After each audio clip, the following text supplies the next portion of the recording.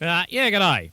Now, in the great debate about education, it's important to know what the education system is supposed to produce so that we can assess other things by relating them to the model and drawing comparisons so that we can lay down guidelines, general parameters, rough outlines, working briefs and topics for further discussion. Now, in order to assist in the discussion and perhaps pave the way for tomorrow's leaders, I've decided to make myself available as an example of what education can do. Now, when I was born, I realised pretty well immediately that I knew very little.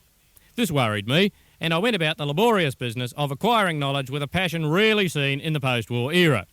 And out of me many years' schooling, I learnt the following things. The capital of Peru is either Lima or Lisbon, and the one that isn't is the capital of either Norway or Oslo. If you want to multiply something by 11, you add the numbers together and put the answer in the middle. For instance, 34 times 11 is 374. But if it adds up to more than 10, like 96 times 11 would, then you'd have to take the answer away from something. And I'm not actually sure what you'd have to take it away from. People look fairly silly if you sneak up behind them and belt them very hard in the back of the knees. My auntie's pen is on the table. Earth has not anything to show more fair. Dull would he be of soul who could pass by a sight so touching in its majesty. Ships, towers, something or other, and steeples and things lie open under the fields and to the sky. The ploughman homeward plods his weary way, the something or other fearful symmetry. John Gilpin was a citizen of credit and renown, a train band captain eke was he. The whole lot of things beginning with G, Limpopo River, is an extremely good example of something or other. I before E, except after C. A mo, a mass, a mat, a marmus, a business, a bonghole. Osmosis is the passage of something or other through something or other else. A semi-permeable membrane, I think, although what that might be, I shudder to think. You always sign yourself yours faithfully at the end of a business letter, which is, of course, a letter to a coal company. And you used to actually write your address and the date so that they slope down on a bit of an angle, but I think that's been phased out now with decimalisation or something. Nylon stockings are made out of coal, somehow. Although how they do it, I can't quite remember. It's all to do with carbon bonding, which is mixed up with organic chemistry somehow.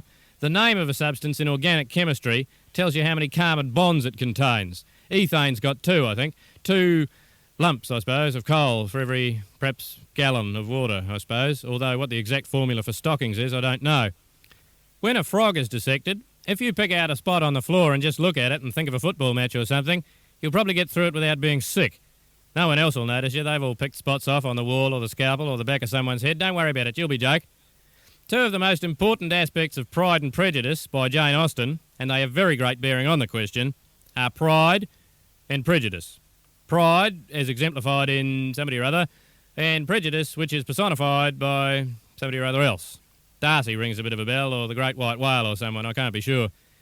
Photosynthesis is a process whereby plants convert energy from the sun, which is light, I suppose, into pollen, I think.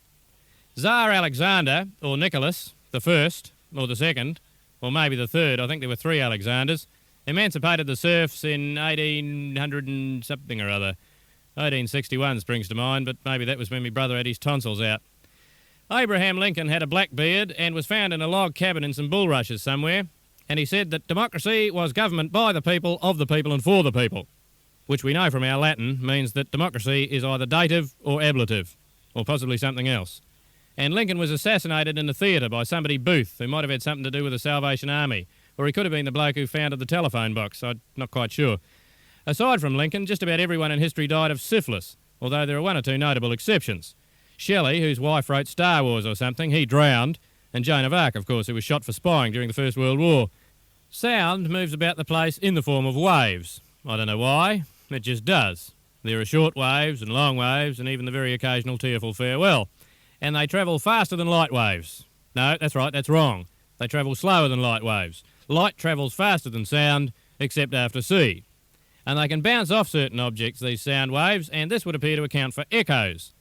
Of course, they bounce better off some objects than off others. They don't bounce very well off carpet. But very good examples of things they bounce off very nicely indeed include tiled bathrooms, tunnels under railway stations, deserted grandstands, and Tony Staley. Now, as a matter of fact, I have a letter here from a person who claims to have learned a whole lot of things at school that I've not only never heard of, but in some cases I find totally unacceptable. For starters, this character informs me that the way to calculate the distance around a circle is pi r squared.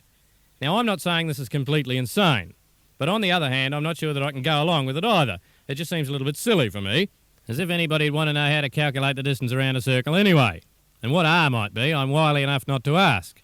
And if pi really is 22/7, I want to know why.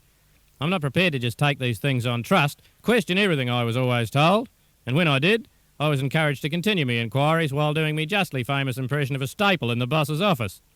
Anyway, I don't see why this character isn't prepared to find the distance around a circle by the time-honoured method of adding up the cosine of the sum of the squares on the other two sides.